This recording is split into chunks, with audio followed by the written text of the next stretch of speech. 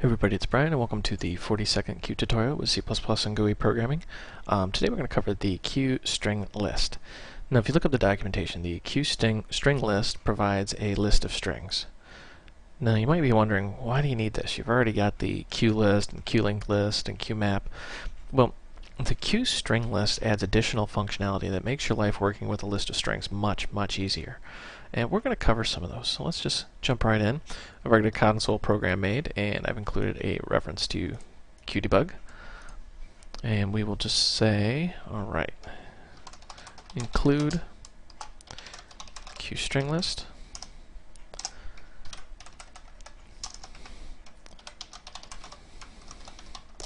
And we'll just call it our list. And we can do, the tried and true list append. And let's just do for each QString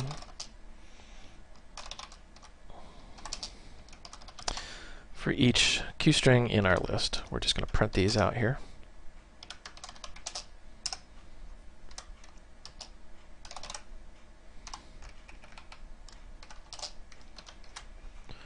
Just so we can see the contents of what's going on in there. So we've added a hello to our list here.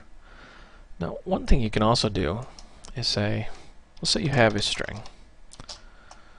So we have a QString and we'll call it line.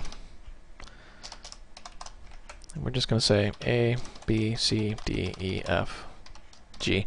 So we got this comma separated string here.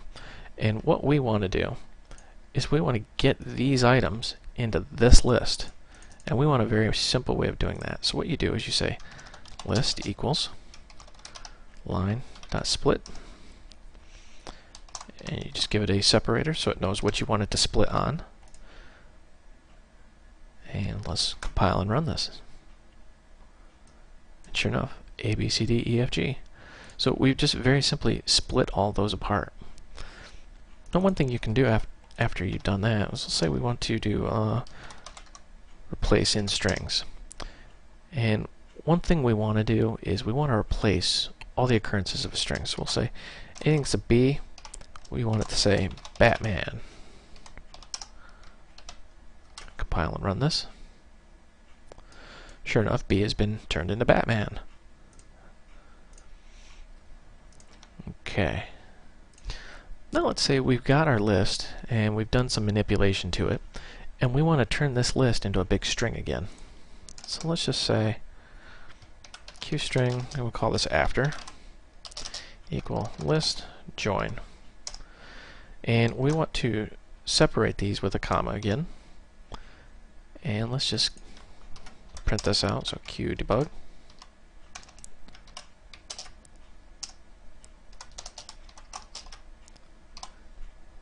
Let's actually just comment this out so it doesn't clutter the screen here. Compile and run.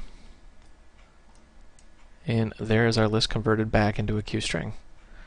Pretty neat. And you of course have all the other features of a QList. So one thing you should really do is go out and look at the documentation for the QStringList, because I'm leaving a couple things out here.